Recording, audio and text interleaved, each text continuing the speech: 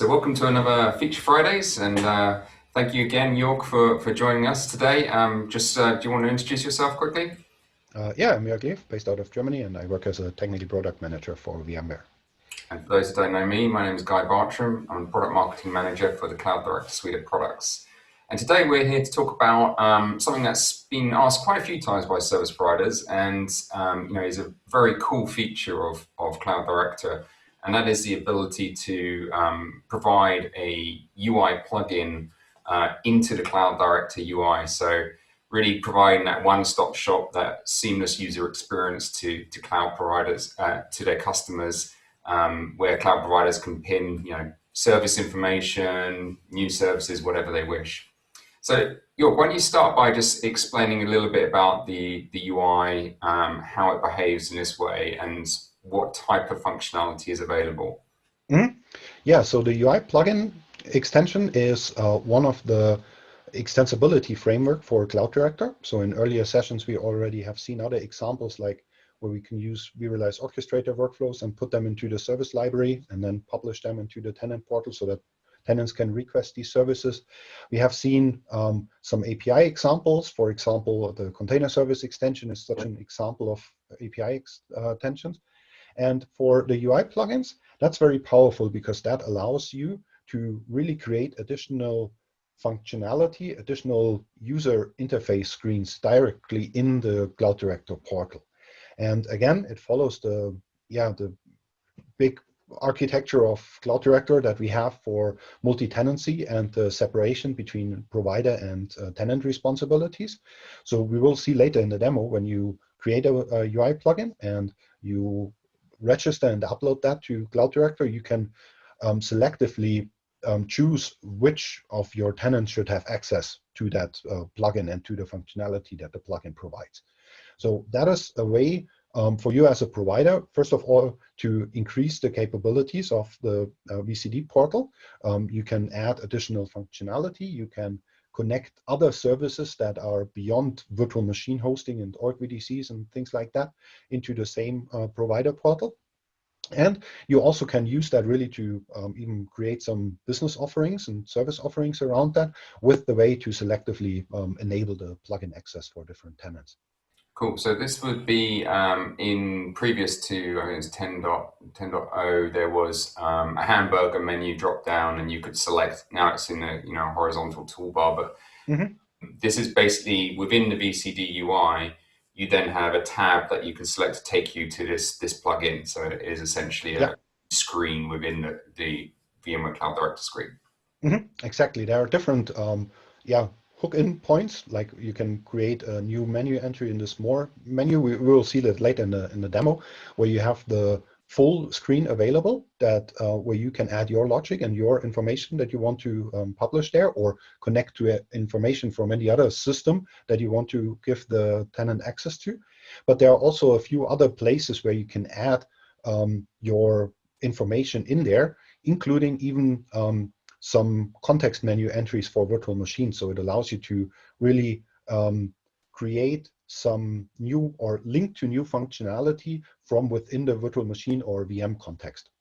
Oh, I see. So you can actually do in situ kind of context launching then. All right. Yeah.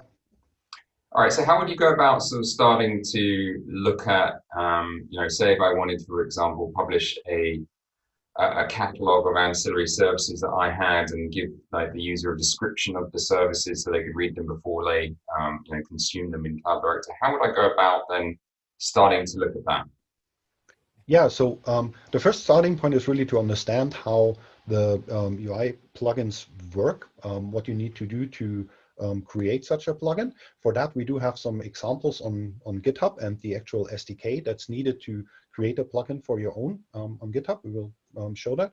And then you can start from there, either building your own plugins and really learn while doing the development. The other way to do that is, of course, to look at some of our existing add-ons that we have for Cloud Director, like the vRealize Operations Tenant app we have seen for container service extension that also has a UI extensibility aspect, and the App Launchpad, which also we covered in earlier Feature Friday sessions and just see how they integrate with the tenant portal and the provider portal to get a feeling about what functionality is possible. Okay, okay. So let's have a dive into it then if you want to take us into it. Okay. Perfectly. So let me share, I think the best, my screen section here.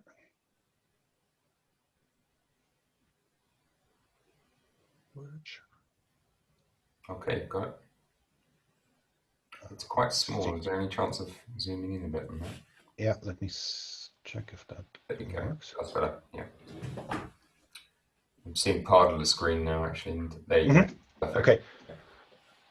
So you now should be able to see the screen with the Cloud Director provider portal. Yeah. Okay. Yeah, what we see here is the Cloud Director provider portal. I'm logged in as a system administrator where I can see my organizations and the organization VDCs. And when we talk about UI plugins, the section that's most interesting, first of all, is this More menu, where we can see some of the examples of UI plugins that are already installed and configured. We've talked about the tenant app with Operations Manager here, App Launchpad, and so on. And then there's that customized portal configuration that actually allows you through the portal itself to upload new UI plugins into the portal and then even publish them to the different tenants. Yeah. Now, the places where a plugin can hook in is obviously this menu with this drop-down menu in the More section here, where you then have the full screen available for your plugin code. But there are also other examples in the tenant portal when it's really the individual data center view where you can, in the sub-navigation, hook in, or the context menu of a virtual machine, which we will also see in the demo later. Okay, now to get started, first of all, you have a look at the GitHub repositories. There are two repositories that are related to plugin development or general to VCD extensibility. So there's one with the SDK, which is in the VMware repository and called VCD-X-SDK. So this repository is the actual SDK that provides the components that you need to use when you build either UI plugin or other types of extensibilities like API extensions for Cloud Director. And then there's another repository, which is in the VMware samples area called VCDX samples. And that repository now contains some complete, let's say, templates that you can use to get started. So they provide UI plugins and other examples of VCD extensions that are ready to use so that you don't really have to start from scratch, but you can see these templates and learn the different components that you need when you build your own plugins. And then you can either, use them as a template and start from scratch when you are actually building your own plugin, or you can just use these templates and modify these templates so that they fit your needs, especially when you are just getting started with the plugin development. Okay, in general, the UI plugins are following or are using the same technology that we use for the VCD portal. So it uses the VMware Clarity design system for the look and feel, and then it's a web portal, so it uses Angular as a language or framework to create the actual browser application and the logic. So what you should be familiar with when you dig deeper into UI plugin development is obviously some web development technologies, but using the examples that we provide in this sample repository, you should get even to a point where you can create at least some logic or especially connect your UI plugin with other existing systems or web services that you have in your environment without the need of too much of actual developing some Angular or web client code. If you want to learn more about the systems that are in use, there's the Clarity design system. That's a VMware-sponsored open source project that provides just a whole design framework that is used for pretty much every VMware solution that you know. So the vSphere client is using that, Cloud Director is using that, the vRealize suite is using that, and pretty much every VMware product is using this design framework, where you already see from the design that's your the familiar look and feel when you work with VMware solutions. And then Angular, that's another open source framework. And it's one of the most common ones that's used in web development. So that is used to by the Cloud Director UI itself, and also the examples are using that. But technically, since the plugins, they work really as plugins within the portal, you're pretty much free to use whatever web technology you want to use. It just has to build or render as web pages. Okay, with that, let's get started. So to get started, let's have a look at the VCD samples repository, and in there you can see there are different branches available for different sections here, and these sections or the different are related to different versions of Cloud Director. So the plugins, they have some dependencies on the libraries that we use in the Cloud Director portal and are version dependent. So that means there's also, when you build your own plugin, some effort to keep them up to date with when you upgrade Cloud Director itself. Sure. So the advice there is to always do some pre-testing, make sure everything's working correctly, and make any changes if the libraries have changed. Mm-hmm. Absolutely, yeah. I mean, that's the same as we discussed in one of the earlier Feature Fridays, where we talked about custom branding and theming, where we changed the look and feel of the portal itself, and that falls into the same area. Okay. One good thing is when you build plugins using the plugin SDK and based on the examples that we have in there, they automatically follow the same design or theming processes. So that means when you change the look and feel for the VCD portal, as we've discussed in the branding Feature Friday, and you build a custom UI plugin following the same our SDKs and examples, then they automatically will also get that look and feel, because the identifiers for the different sections for the navigation or buttons or some background colors and so on are the same as in the rest of the portal. That's really handy. So that's a good best practice if you and you automatically get a very consistent user experience for your tenants. Okay, to get started, I'm selecting the Showcase plugin. That's a plugin that shows the current available functionality and the hooks into the cloud provider portal. Mm-hmm. To get started, you usually would download the code either using a Git client or just download it as a zip package and then unzip it on your development PC. And then in the README, you can also see what's needed to get started. So there's some full example of commands that you would run, and the requirement that you have, since it's based on Node.js, which is another framework for web development, is that you need Node and this Node package manager npm installed on a web developer system. But that's pretty much standard. So whenever you do some web development nowadays, you have these components already installed in your development environment. Sure. And from there, when you just run these commands out of the box as they are, so you download the repository, you download these dependencies with the npm clean install, npm ci command, and then you run a npm run build. It will print out or spit out when we do that. I've downloaded that plugin, so you can see it's the same structure as in the Git repository. And then if you do run a npm run build, that takes for sometimes if you run it the first time, especially the npm clean install, that runs for several minutes because it downloads all the dependencies for these different libraries that are used by the plugin framework and the VCD portal. When you do that subsequently, then typically it just takes a few seconds. And once you've done this, then in the dist folder, distribution, we should see that there is a new plugin zip file that just got created today.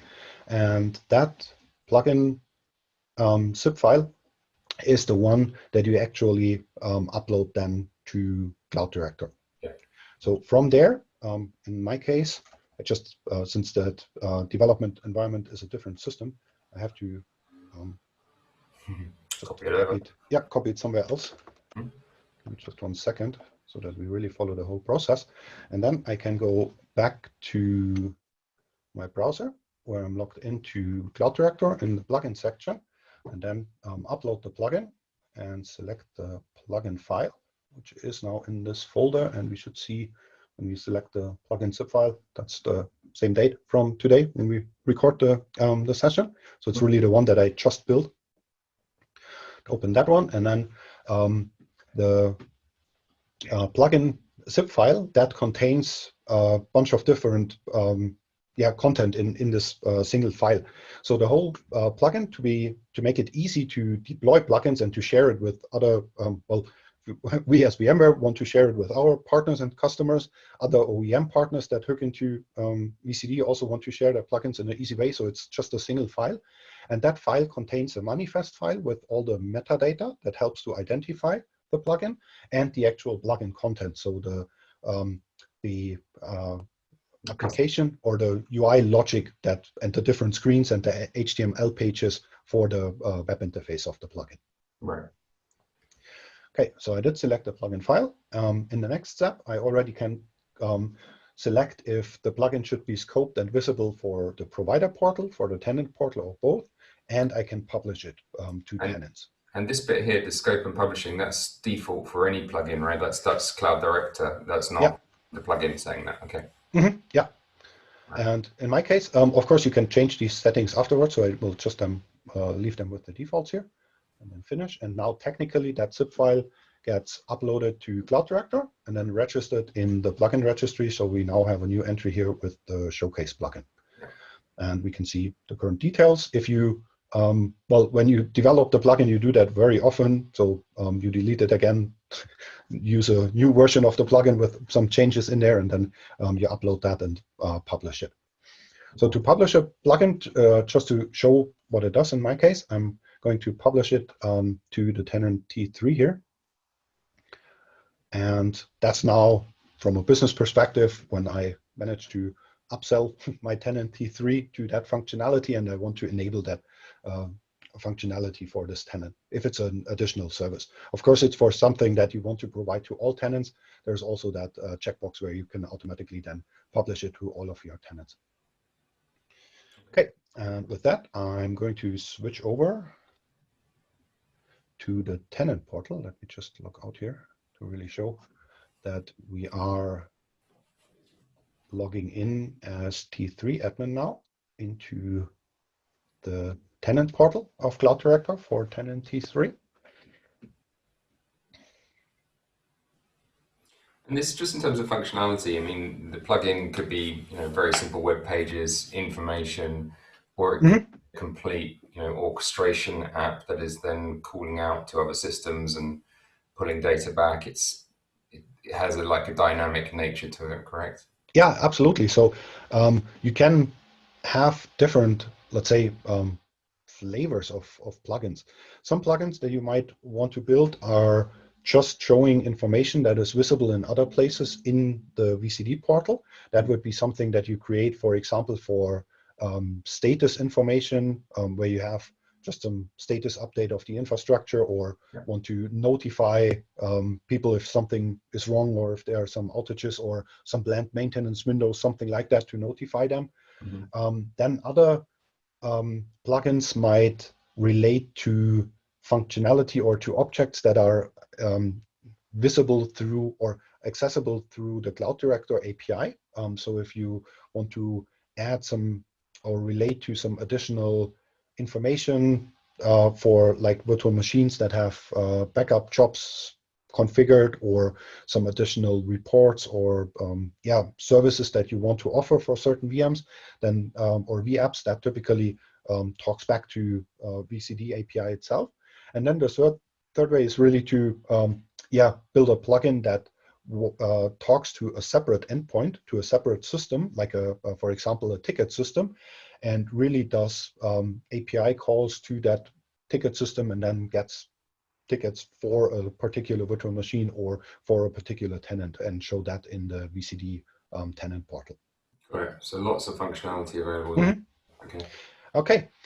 Yeah, once we've loaded the plugin, we can already see, if you are familiar with the tenant portal, that the showcase plugin shows the different ways where you can add functionality or add additional screens in the portal. The first thing is already in that data center overview page, where we now have one additional menu entry with custom data centers that allows you, in this case, it's just some empty placeholders, but that's something where you could add additional, it doesn't have to be data center, so you can name that link whatever you want. And that's something where you could, typically it's related to infrastructure as a service object, so you can add some additional or link to some additional items in here.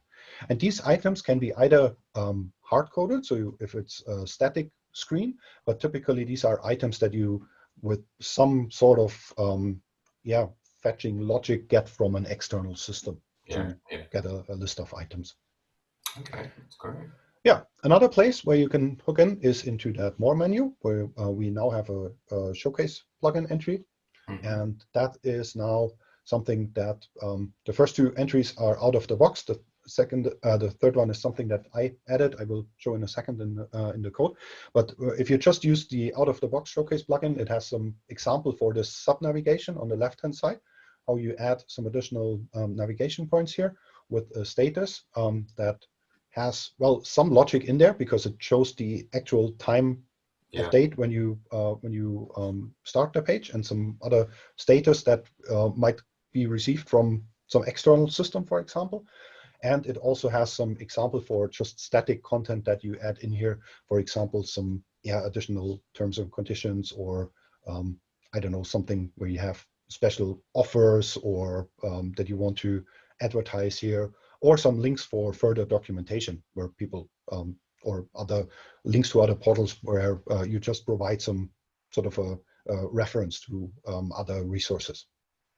This is great. I mean, you can really just jumpstart with the like it says there, the seed project, right? And just make a couple of changes. And if you wanted to show some static content around other services that you've got and price, perhaps, I mean, yeah, it's a really simple, quick way of getting that into the VCD UI. And as we see, well, it follows the Clarity design of the provider portal. So you can see it follows the same user experience and look and feel of these, the different colors and the behavior when you mouse over and so on. And that also would follow if you really do some branding and change the colors of the title bars or the background, then even your UI plugin would follow these color changes and the theming in general. Excellent. Now I'm really curious about the iFrame, and I know you're not on it. Yeah, so that is something that's requested very often as an example where you just want to show content from a separate page or from a separate either system that's available in your network, like a status dashboard that you get from another environment, or you want to link and sort of iFrame really another application like a ticket system where in this case you just sort of iFrame the portal of that ticket system or some order system to order new services, things like that. So a very common scenario. And that is something that you can do also pretty easily. So let me, first of all, go back to the code to see what's needed to create such an iFrame. So on the left-hand side here, we can see the Showcase plugin has all the different these different components that we need. So it's one main module file where we define the different sections of the plugin, like for the status and the about page that we've seen. So I've added one for a new for the new iFrame here. And then I created a new Angular component, so a new file that we will see in a second that literally now shows that main screen when we go there. And then there are some other changes where, or that's, well, for the web development where you configure, or where you refer to that in the declarations. And then for the actual subnav component, we have a new link that for the navigation. So when I click that iFrame menu entry, that it loads the actual iFrame page or the component. And then another thing for the plugin example that's here seen here, it already is enabled for internationalization. So you can you don't hard code any labels in here, but you add these labels depending on the language that is shown. So for example, here we have the English language and the different IDs for things like what's the menu or these status about and menu iframe entry, and then how that label should be actually shown in the UI. So in this case in English, but you could also add additional languages there, and then it would automatically sort of translate the UI and the user experience. So it would detect what language is being used by the UI and translate it. Mm-hmm. Yeah. Okay. Yeah. So that follows the same logic as the rest of the cloud provider or the VCD portal, which typically uses the browser settings. So there's a setting in the browser where you define the default language that the browser should request from the application. In this case, the browser should request from VCD, and then VCD or any application that has this internationalization feature in there, returns back with the current language, which means you also can have multiple of them in the same time. Of course, for you as a provider or for you as a plugin developer, it's more effort to have these labels in multiple languages available, but then, they are automatically selected. Okay. Okay. Let's see our component here with the additional link. So with that one, I have a new entry in the navigation, in that left-hand side navigation that we have seen here. So these are the 3 items in here, are in the list in this navigation. And then we link to actual iFrame here, which was in the component where the routes are defined. So that's Angular, where it loads this iFrame component. And this now is a net new component that I created, just these like 20 lines of code to define the new component. And that now, from an HTML perspective, has just one iframe and some style sheets for the iframe to make it more or less full screen in the UI, and it refers to one URL, and that URL is actually defined in another place where we create the whole thing in the first place. So in the main frame, where we have the URL, this iframe target URL that's then somehow sanitized so that it's with the iframes, it's always a bit of a security thing because you refer or you show content from an external page. And to do that, Angular provides some functionality to allow that. So that's why you don't just hard code the URL that you want to show in the iframe, but you really go that way using the sanitize. In our case, I just want to show the VMware homepage in the iframe. So these are the different sections where I changed the plugin from the showcase plugin. So it's really 10 lines of code that I added in here. And then when we did run the npm run build to build the plugin and uploaded that to the portal. If I now go back to the tenant portal and hit that iframe button, it really eventually should load the VMware homepage. Before you move off this, so if we had a requirement for like the example of a ticketing system, and we needed to pass credentials to the to identify whose tickets they should be seeing. Mm-hmm. Is that something that Angular supports as a part of the the coding there, or is that something that you do elsewhere? Yeah, so that's something that you can do, but not with a simple iframe, because that's where security comes in, and you typically cannot share these tokens between different iframes intentionally to avoid some attack vectors for that. So if you want to do that, if you want to build, so in this case, to get the discussion from a different angle, in this case, the page that is shown is more or less as an anonymous user who would go to VMware.com would see that screen. So that's, excuse me, that's very useful to show information that is available, not personalized, that you want to get from other systems, like just a catalog or a price list or some generic status messages of your infrastructure and the status of your infrastructure, or some additional offerings that you want to show, but they are not personalized. So the iFrame is a very easy way to do that. If you really want to get access to the user information that is logged in to the tenant portal and pass that to the other logic, then that's a bit more of an effort in Angular, because then you cannot use a simple iFrame for that. Right. But that would be something that we likely can show in a follow-up different Feature Friday session where we get a bit deeper into that. Yeah, we're definitely going to have another one of these and dive deep into that, and the whole authentication space as well. So yeah. Yeah. However, the iFrame is still very useful, even if you want to have some personalized access. It's just the user experience is not that completely perfect, because it's no directly single sign-on with that simple iFrame.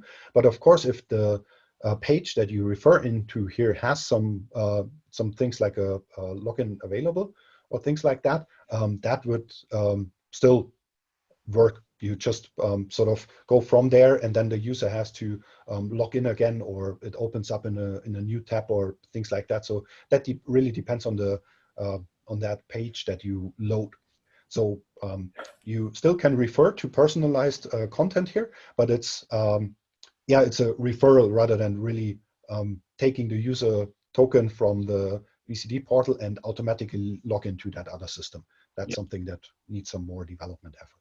Okay, that's brilliant. Okay.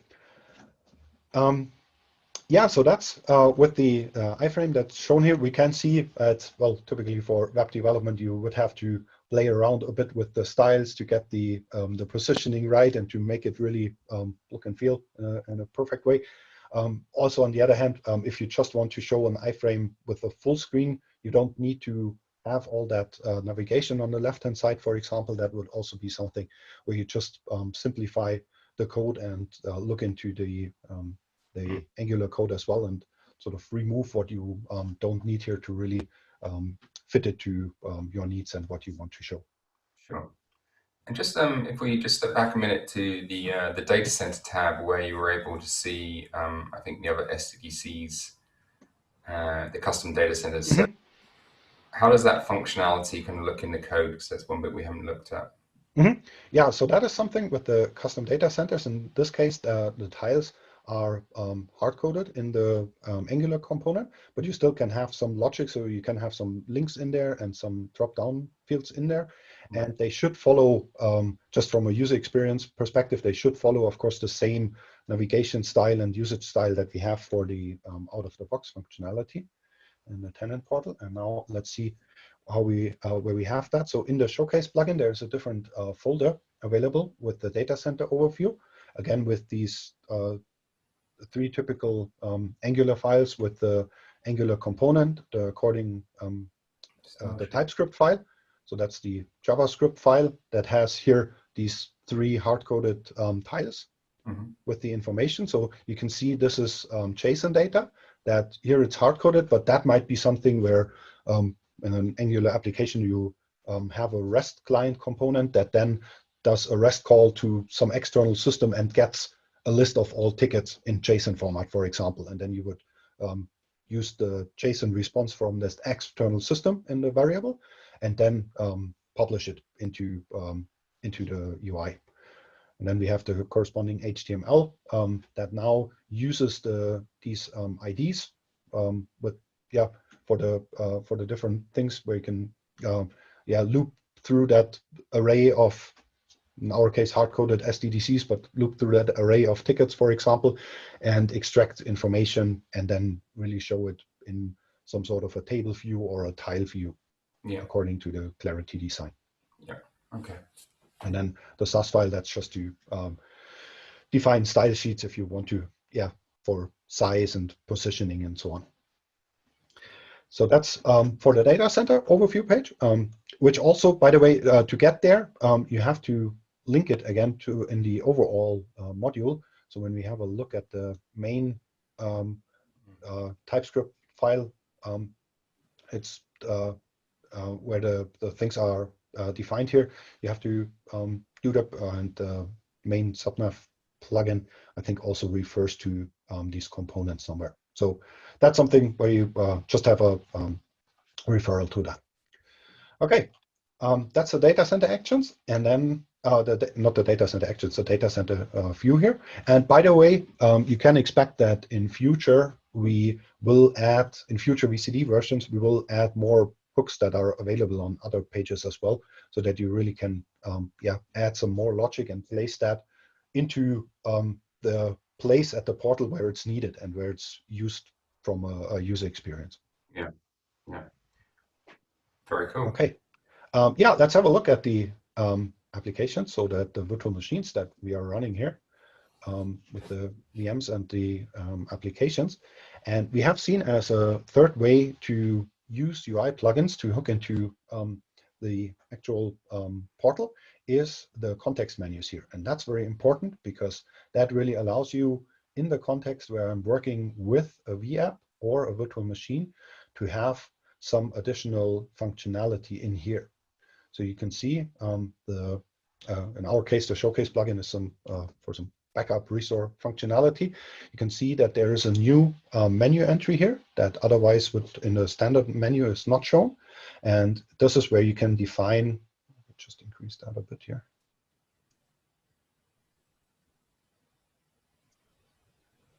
Where you can define some additional menu entries for within the context of a VM or a vApp.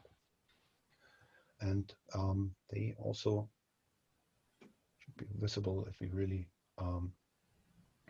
use the VM screen. Give me just a second here. Here in the actions for a VM, for example, you can see in the context menu, really for that virtual machine, when I, as a tenant user, work with my virtual machine, do the power operations, see the information with the virtual machine, that's where I want to also, for example, define a backup job or configure a backup job for that virtual machine. Mm-hmm. And then you really can hook into, as a backup vendor, into that place and make it very visible, the integration in the context where the user is currently. And in this case, here's just some sort of dummy that just opens up a small JavaScript alert page. But you can see that the logic already contains the entity. So in this case, the ID of the virtual machine, where the right click or that context menu happened, the click happened, and the actual action where the user clicked on. And this information then can be really used to make API calls, perhaps to an orchestrator to start an orchestrator workflow to create a backup job, or if the backup system has some API, you could even perhaps do a REST client component in Angular directly to use this information and directly make a REST call to the backend system, to, in this case, a backup system. Awesome. And the example for that is in that same code? That's in the code as well. So here's the third section, or the third menu that we have for the actions, where we also have that typical index TypeScript file, and then the components for a vApp and a vApp, which look comparable. And that's a separate Angular component that you define here in the example. And we can see, sort of the logic that's used here, where you really define the different actions, what happens, and which will show up in the menu, and the components where they just open up when you click some button. You have this modal sort of the alert up open with the text and the dismiss button. Mm-hmm. Mm-hmm. And that's where sort of where you would in this case, it just sort of defines that you that it opens up the alert for the dummy, but that's where you would add some additional logic to call out to external systems, or add some call some logic that you have in JavaScript or in Angular defined that does some further REST calls to other systems, for example. Now, if you're going to do this, like you said, to perhaps call a different backup system, this would be, in this case, it would be a fire and forget, right? You're just going to send an API request to them to back up a virtual machine. But equally, can this be interactive in terms of providing you feedback on the status of of perhaps a job that you're requesting? Yeah, so that is something that you can do. That's not related to VCD UI plugins. That's just general, let's say, best practices or design patterns for web applications nowadays, where you have a web application that shows in the browser the front end and then does some calls to a REST API, for example. And then you either have some modal dialog that shows just a spinner while the action is happening, and in background you have some sort of a polling mechanism, or you wait for some response for the API call, or you have a more asynchronous logic where you just sort of tell the user, okay, you click that create backup job button, so I did create a new task in the backup system, and here's your task list where you can see the result of that action that happened in the backup system. Right. And equally here, I guess we could log out to the VCD log to say that this action has been invoked. Yeah, so that is something. It's not contained in the showcase plugin, I think, but since the tasks and actions that are available or that are visible in VCD that we can see here when something happens, these recent tasks are available, and you can create tasks in the VCD API. It allows you, when you build your logic that interacts with external systems, you can also show these actions here in the task list for the tenant user. Okay. Yeah, that would be quite useful, because obviously it's all about when you're interacting with another system, it's all about traceability and trackability. Yeah, very powerful. So that's a third way to really have UI plugins show or add some additional functionality at the place where it's needed and where the user expects it. And that is something, I mean, the whole UI plugin perspective, in today's Feature Friday, we discussed the overall architecture and how to get started and some scenarios. And as you can see, well, the target group for this is either service provider partners who want to integrate and show other systems or other services that they are offering in the VCD portal. But the same discussion, of course, also is very valid for all of our ecosystem partners that build solutions that integrate with VCD, and they want to offer offer a direct way to make their systems, like as a backup vendor, I want to make sure that the backup capabilities, the self-service backup capabilities are visible and accessible directly to the VCD UI. Then as a backup vendor, I would develop such a UI plugin. And we do have a bunch of ecosystem partners that are either already have some VCD UI plugins or are currently working on developing UI plugins. Yeah, I think this is very important for, service providers need to have as broad an application base as they possibly can to meet, customer need and basically stop the customers going to other clouds. Keeping them happy with all of the necessary activities and actions and applications they need access to. But then also keeping the user experience consistent is really key. And having them jump into other UIs is not necessarily what a consistent user experience should be. Yeah, absolutely. And even if if you start simple and create like these iFrames that we've seen, or even just I think we even had that as an example for the branding, where you just either use a plugin here that creates links to other pages, or where you have context menu entries here for the main menu or for the help menu that we've seen that you even can do without UI plugin, just via the branding API. All that, even if these links then link out to external pages, and these external pages open up in a net new browser tab, it's still that you don't have to communicate the link in the first place to your tenant, because it's all the VCD portal or your as a service provider, my cloud portal is the first place where I interact, or where the customer interacts with the services that they buy from me, and that's where they can find in a map all the references and the links to the external systems and to other systems as well. So I don't need to send them out some other emails with the link descriptions or things like that, but they really can use the Cloud Director portal that they use to manage their org VDCs and their virtual machines anyway. That's where they also then can find either links to other services that I offer, or just links to additional documentation, or sort of catalog items, things like that. Absolutely. Should be the jump point, definitely. Yeah. Okay, you're all brilliant. Thank you very much. I think that's a really great overview, and I know a lot of providers have been asking for this particular session, and this is a great example on how you can really get going quickly with some sample codes, look at those kind of 3 different ways of doing it. We are going to have another detailed session to go into things like the lifecycle management and the plugins and some more detail, and that'll be another Feature Friday coming soon. But thank you. There's Sure. one more thing as a sort of a teaser for that next session eventually, is that we do have a blog article on the VMware blog. If I find my right browser window here, here we go. On the VMware blog, if you just search on the VMware Cloud Provider blog for Cloud Director plugin development, here you also have a description, some sort of a quick start guide how to get started with plugin development. That's something we didn't discuss today, because here it's also mentioned like what the requirements and what dependencies you need in terms of Node Package Manager, NPM, Node.js, and so on, and how to set up these prerequisites.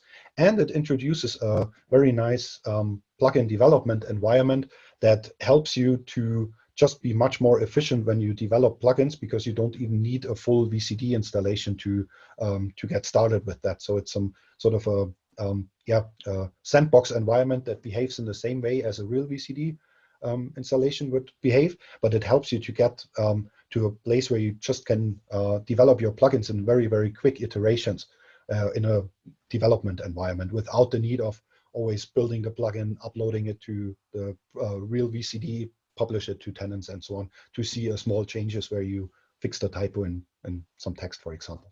Yeah, okay, great. Well, I'll make sure that's included in the in the video. Okay. Thank you very much again, Jorg, and yeah, we'll look forward to the next session. Thanks.